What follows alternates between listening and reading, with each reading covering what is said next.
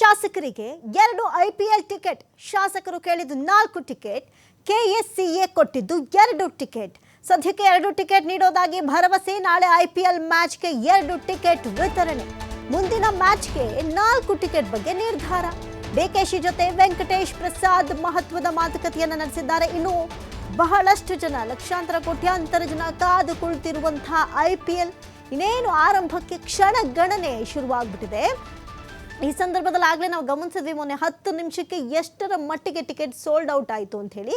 ಇದೀಗ ಪ್ರತಿ ಶಾಸಕರಿಗೆ 2 ಐಪಿಎಲ್ ಟಿಕೆಟನ್ನು ಕೊಡಲಾಗ್ತಾ ಇದೆ. ಶಾಸಕರು ಕೇಳಿದ 4 ಟಿಕೆಟ್ ಕೊಡಬೇಕು ಅಂತ ಹೇಳಿ, ಆದರೆ ಕರ್ನಾಟಕ ಸ್ಟೇಟ್ ಕ್ರಿಕೆಟ್ ಅಸೋಸಿಯೇಷನ್ ಕೊಟ್ಟಿರೋದು 2 ಟಿಕೆಟ್. ಸದ್ಯಕ್ಕೆ 2 ಟಿಕೆಟ್ ನೀಡೋದಾಗಿ ಭರವಸೆಯನ್ನು ಕೊಡಲಾಗಿದೆ. ನಾಳೆ ಐಪಿಎಲ್ ಮ್ಯಾಚ್ಗೆ 2 ಟಿಕೆಟನ್ನು ವಿತರಣೆ ಮಾಡಲಾಗುತ್ತೆ. ಈ ಬಗ್ಗೆ ಈಗಾಗಲೇ ಖುದ್ದು ವೆಂಕಟೇಶ್ ಪ್ರಸಾದ್ ಮಾಹಿತಿಯನ್ನು ಕೊಟ್ಟಿದ್ದಾರೆ. ಮುಂದಿನ ಮ್ಯಾಚ್ಗೆ 4 ಟಿಕೆಟ್ ಕೊಡೋದಾಗಿ ನಿರ್ಧಾರ.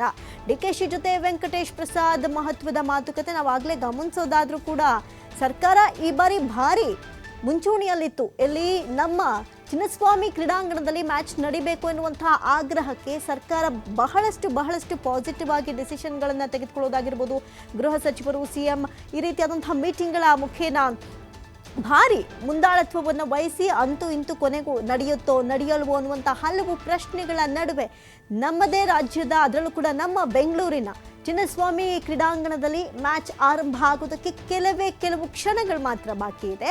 ಅಷ್ಟರ ಮಟ್ಟಿಗೆ ಕೆಲವೇ ಗಂಟೆಗಳು ಬಾಕಿ ಇರೋದು. ಹಾಗಾಗಿ ಈ ಒಂದು ಟಿಕೆಟ್ ಭಾರಿನೇ ಫಾಸ್ಟಾಗಿ ಸೋಲ್ಡ್ ಔಟ್ ಆಗೋಯ್ತು. ಅಷ್ಟರ ಮಟ್ಟಿಗೆ ಕ್ರಿಕೆಟ್ ಅಭಿಮಾನಿಗಳು ಕಾದು ಕುಳಿತಿದ್ರು.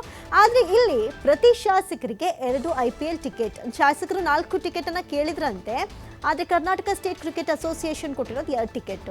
ಸದ್ಯಕ್ಕೆ 2 ಟಿಕೆಟ್ ನೀಡೋದಾಗಿ ಭರವಸೆ ಕೊಟ್ಟಿದೆ. ನಾಳೆ ಐಪಿಎಲ್ ಮ್ಯಾಚ್ಗೆ 2 ಟಿಕೆಟನ್ನು ವಿತರಣೆ ಕೂಡ ಮಾಡಿದೆ. ಮುಂದಿನ ಮ್ಯಾಚ್ಗೆ ನೋಡೋಣ, ಅವಾಗ ಬೇಕಾದ್ರೆ 4 ಟಿಕೆಟ್ ಕೊಡೋ ಬಗ್ಗೆ ನಿರ್ಧಾರವನ್ನು ಕೈಗೊಳ್ತೀವಿ ಅಂತ ಹೇಳಿ ಡಿಕೆಶಿ ಜೊತೆ ವೆಂಕಟೇಶ್ ಪ್ರಸಾದ್ ಮಹತ್ವದ ಮಾತುಕತೆಯನ್ನು